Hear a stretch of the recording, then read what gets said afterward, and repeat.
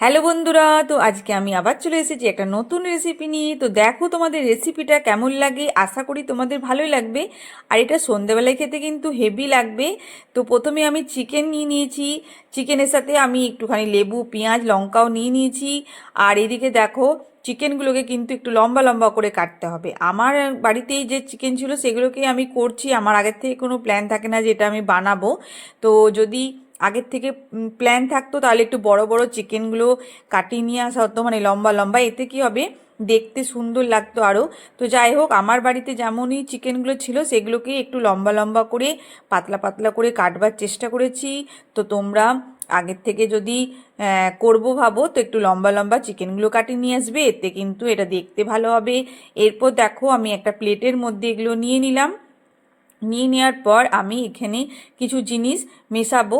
তো চলো সেগুলোই তোমাদেরকে দেখায় আমি কি কি মেশাচ্ছি। তো প্রথমেই আমি লেবুর রস দিয়ে দেব, একটুখানি লেবুর রস দিয়ে দেব, তারপর সামান্য নুন দেব। নুন দেওয়ার পর আমি এখানে সামান্য কর্নফ্লাওয়ারও দেব।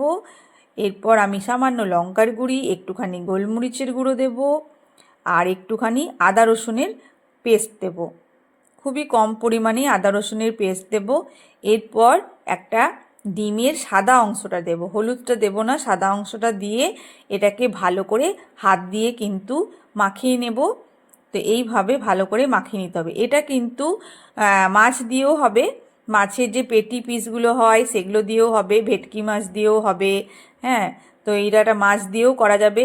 তো আমি মুড়ি গুঁড়ো করে নিচ্ছি, আমি ব্রেড ক্রাম্বস আমার আছে, তো আমি প্রথমেই মুড়িটা গুঁড়ো করে নিলাম, আর এই যে ব্রেড ক্রাম্বস দিয়ে দিচ্ছি।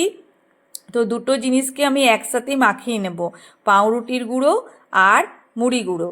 তো আমি পাউরুটিটা আগের থেকেই আমার বাড়িতে বানানো ছিল, কেনা নয়, কিন্তু আমি পাউরুটিও এভাবে মিক্সিতে গুঁড়ো করে নিই। আর এই যে মুড়ি গুঁড়োটা করলাম, এগুলো একসাথে ভালো করে মাখিয়ে নিলাম। এরপর আমি এই যে চিকেনের পিসগুলো এখানে মাখিয়ে নেব। তো প্রথমে আমি তেলটা গরম করতে দিয়ে দিলাম, তেলটা গরম করে আমি এগুলো এখানে মাখিয়ে নিচ্ছি। এদিকে আমার তেলটা তাহলে গরম হয়ে যাবে।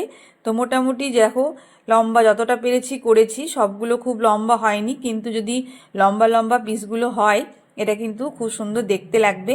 আমার মেয়ে তো বলছিল, মা কুরকুরের মতন দেখতে লাগছে, তুমি এটাকে চিকেন কুরকুরে নাম দিয়ে দাও। আমি বললাম সে যে যা নামে ডাকবে ডাকবে, একটা রেসিপি তো হলো।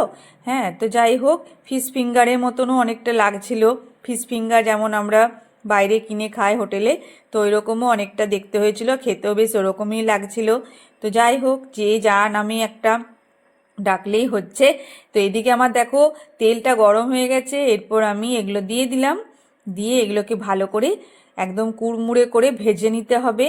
হ্যাঁ, আর এটা সত্যি এত সুন্দর লাগছিল খেতে, তোমরা যদি না করো বুঝতে পারবে না, করলেই বুঝতে পারবে, একদম কুড়কুড়ে টাইপের হয়েছিল আর খুবই ভালো লাগছিল মচমচে করে খেতে।